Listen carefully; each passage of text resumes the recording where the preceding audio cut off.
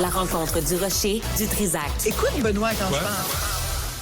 Sophie, j'ai vu cette photo de Salman Rushdie hier, là, puis j'ai eu un coup de cafard.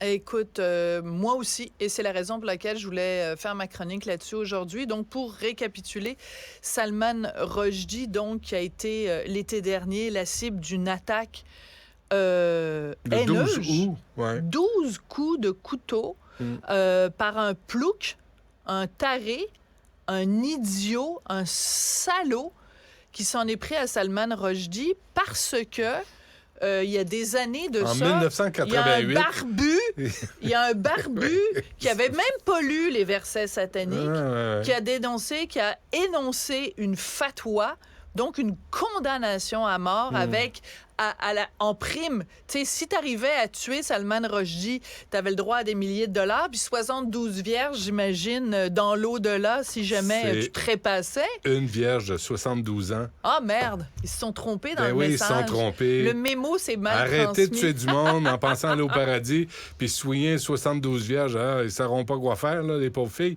C'est une vierge de 72 ans. Ah ouais, ça vaut c'est pas moins la drôle. peine. Ça mérite pas la violence. Je suis contente qu'on arrive à faire de l'humour avec ça, parce qu'il faut, en effet, dédramatiser, mais en même temps, donc on a vu, parce que Salman Rushdie a accordé une longue entrevue au magazine New Yorker, en fait, au rédacteur en chef du New Yorker, et il y a cette photo qui accompagne l'article, et c'est lui, donc une photo en noir et blanc, où il regarde la caméra, l'objectif de la caméra, et il y a évidemment dans une de ses lunettes, une de ses lentilles qui est noire parce qu'il a perdu l'usage d'un œil.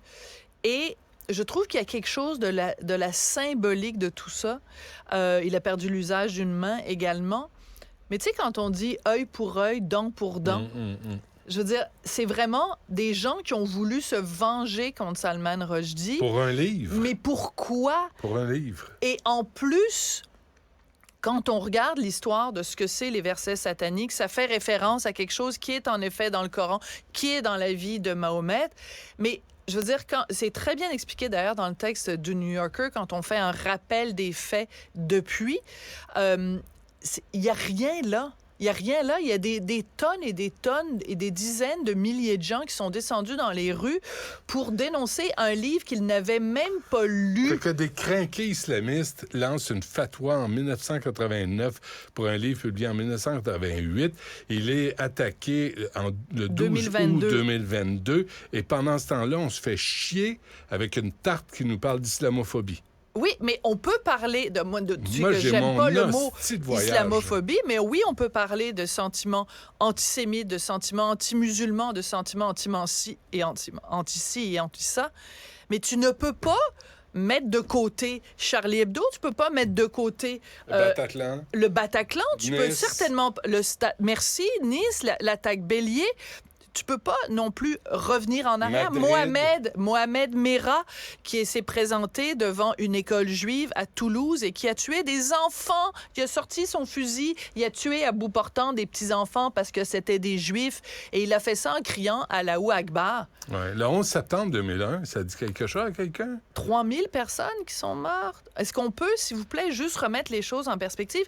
Et Rushdie, quand il a écrit son autobiographie, Joseph Anton, où il raconte sa vie à la troisième personne, il raconte, à un moment donné, il dit que, parce que lui a été élevé dans une famille musulmane non pratiquante. C'est ça le bout du bout. C'est que Salman Rushdie lui-même vient d'une famille musulmane. Bon.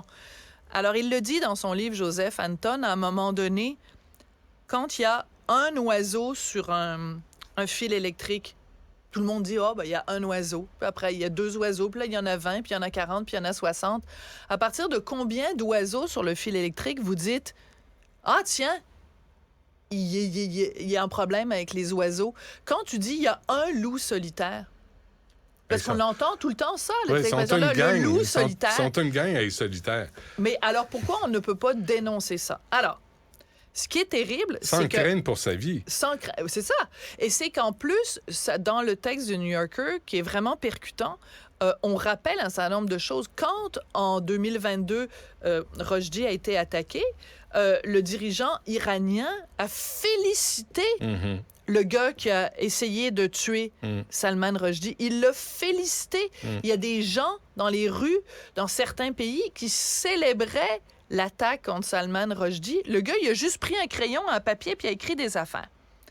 C'est sûr qu'il y a des gens qui peuvent être offensés, mais nulle part, dans aucune loi, dans aucune démocratie, n'existe le droit à ne pas être offensé.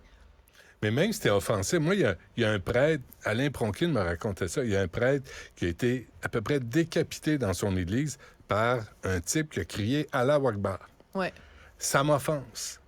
Mais j'appellerai pas à la violence. Ben non. Puis à la vengeance, puis aux attentats. Régler C'est ça ce la problème-là. différence. C'est ça la différence. Je Fait que t'aboute. c'est complètement décourageant. Et aussi, donc, dans cette entrevue-là, il raconte que, donc, il vit évidemment avec un syndrome post-traumatique. Il dit qu'il a perdu le goût d'écrire, qu'il a perdu l'inspiration, que c'est extrêmement difficile pour lui. Donc, c'est sûr que les islamistes n'ont pas réussi parce qu'il n'est pas mort. Mais il y a quelque chose qui est mort en août 2022 quand ce gars-là s'est fait attaquer, je le rappelle, juste pour avoir pris un crayon et un papier puis avoir écrit des mots. De la même façon, victoire, de la même façon Sophie. que Charlie Hebdo, ils avaient juste pris un crayon et un papier pour faire des petits dessins. Ouais. C'est le monde dans lequel on vit. Parce que tous les auteurs Voilà. s'auto-censurent S'auto-censure. à la suite de ça. Et dans l'entrevue du New Yorker, le rédacteur en chef dit, il a parlé à différents auteurs, et il y a un auteur à un moment donné qui dit « Aujourd'hui, il n'y a pas un seul éditeur qui éditerait les versets sataniques. Il n'y en a pas un. Alors, quand tu as des Judith Lucier qui écrivent des livres, qui ridiculisent l'expression « on peut plus rien dire », j'aimerais ça que Judith, elle lise ce texte-là. C'est vrai qu'on peut plus rien Et dire. Jamila Benhabib qui ne trouve pas d'éditeur au Québec. Exactement. Parce qu'elle écrit l'islamophobie, mon œil. Ouais. Et c'est pas exact de dire qu'elle n'a pas trouvé d'éditeur. C'est qu'en fait, elle a approché des éditeurs qui l'ont refusé. Elle n'a pas approché tous les éditeurs au Québec.